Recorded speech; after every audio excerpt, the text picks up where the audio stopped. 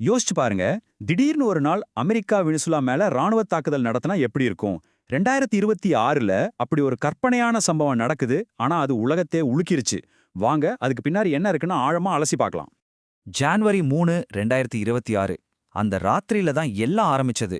வெனிசுலாவோட தலைநகர் கராக்கஸ், அந்த ஊரோட இரவு நேர வானம் திடீர்னு குண்டுவெடிப்பு சத்தத்தால அதிர்ந்து போச்சு.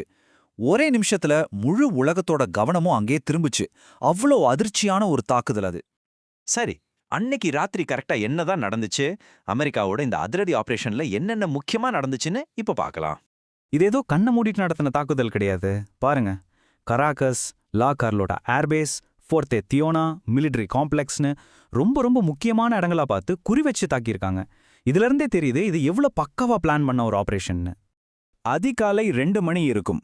முக்கியமான மிலிட்டரி பேஸ்களுக்கு பக்கத்துல அடுத்தடுத்து குண்டுகள் வெடிக்குது. இந்த ஆபரேஷனோட கிளைமேக்ஸ் என்ன தெரியுமா? வெனிசூலா பிரசிடென்ட் நிக்கோலஸ் மதுரோவையும் அவரோட மனைவியையும் அமெரிக்க படைகள் கைது பண்ணிட்டாங்க. உடனே அமெரிக்கா ஒரு அறிக்கை விடுது, ஒரு பாதுகாப்பான ஆட்சி மாற்றம் வர வரைக்கும் வெனிசுலா எங்களோட கண்ட்ரோல்ல தான் இருக்கும். இந்த சம்பவத்தோட வரலாற்று முக்கியத்துவத்தை நம்ம கண்டிப்பா புரிஞ்சுக்கணும். ஏன்னா 1989ல பனாமாவை ஆக்கிரமிச்சதுக்கு அப்புறமா லத்தீன் அமெரிக்காவுல அமெரிக்கா இவ்ளோ நேரடியா இவ்ளோ தீவிரமா தலையிடுறது இதுதான் முதல் தடவை. சரி, இவ்ளோ பெரிய ஒரு மிலிட்டரி ஆக்ஷனுக்கு அமெரிக்கா சொன்ன அதிகாரப்பூர்வமான காரணம் என்ன? அவங்க சைட்ல இருந்து என்ன சொல்றாங்கன்னு இப்ப பார்க்கலாம். அமெரிக்கா என்ன சொல்றதுன்னா, இந்த முழு ஆபரேஷனுமே ட்ரக் டிராஃபிக்கிங்க்கு எதிரானது தான்.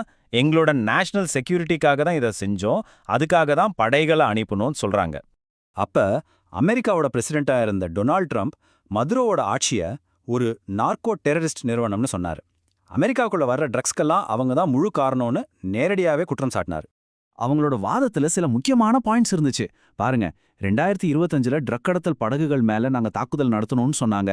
வெனிசுலா போதைப்பொருள் கும்பல்களுக்கு ஒரு சேஃப் ஹேவன், அதாவது ஒரு பாதுகாப்பான புகலிடமா மாறிடுச்சு. இது எங்க நாட்டு பாதுகாப்புக்கு நேரடி அச்சுறுத்தல்னு வாதிட்டாங்க.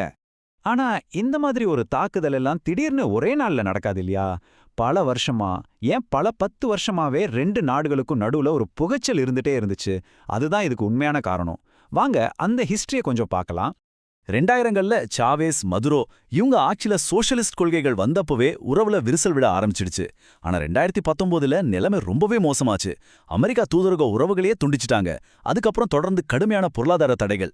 கடைசியா 2025ல கரிபியன் பகுதியில மிலிட்டரி ஆக்ஷன்ஸ் அதிகமாகி இந்த நேரடி தாக்குதல்ல முடிஞ்சிருக்கு. அமெரிக்காவோட இந்த ஷாக்கிங்கான மூவுக்கு உலக நாடுகள் எப்படி ரியாக்ட் பண்ணுச்சு? ஆதரவும் இருந்துச்சு, எதிர்ப்பும் இருந்துச்சு.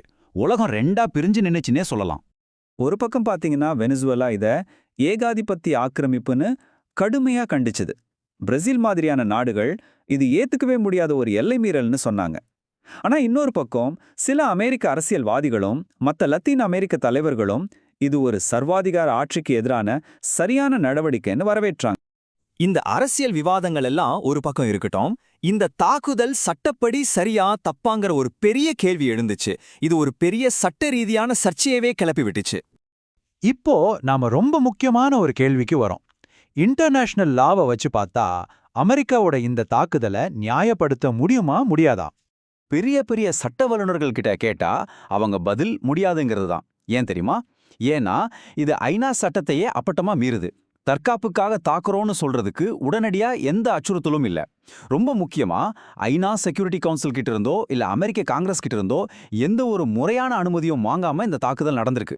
விமர்சகர்கள் இதுக்கு ஒரு சட்டப்பூர்வமான வார்த்தையே பயன்படுத்துறாங்க. ஆக்கிரமிப்பு குற்றம், அதாவது கிரைம் ஆஃப் அக்ரெஷன்.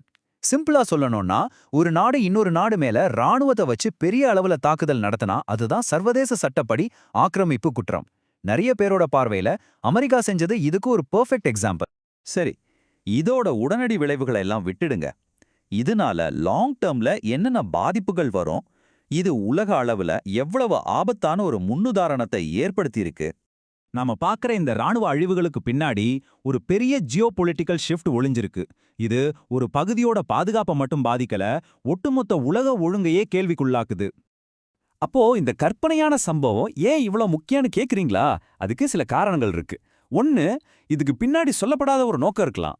இது உண்மையிலே போதைப் பொருளுக்கு எதிராக நடந்ததா இல்ல வெனிசுலாவோட பிரம்மாண்டமான எண்ணெய் வளத்துக்காக நடந்ததான்னு விமர்சகர்கள் கேள்வி எழுப்புறாங்க. ரெண்டாவது, இது லத்தீன் அமெரிக்காவோட பவர் பேலன்ஸையே மொத்தமா மாத்தி அமைக்கலாம். ரொம்ப ரொம்ப முக்கியமா தேசிய பாதுகாப்புன்ற ஒரு காரணத்தை சொல்லி மத்த பெரிய நாடுகளும் இதே மாதிரி படையெடுப்புகளை நியாயப்படுத்த இது ஒரு தப்பான முன்னுதாரணமா அமைஞ்சிடும்.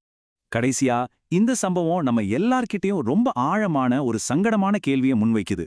ஒரு நாட்டோட தேசிய பாதுகாப்புங்கிற ஒரு காரணம் சர்வதேச சட்டங்களையும் உலக நெறிமுறைகளையும் மீறுறதை நியாயப்படுத்த முடியுமா? இது நாம எல்லாரும் யோசிக்க வேண்டிய ஒரு விஷயம்.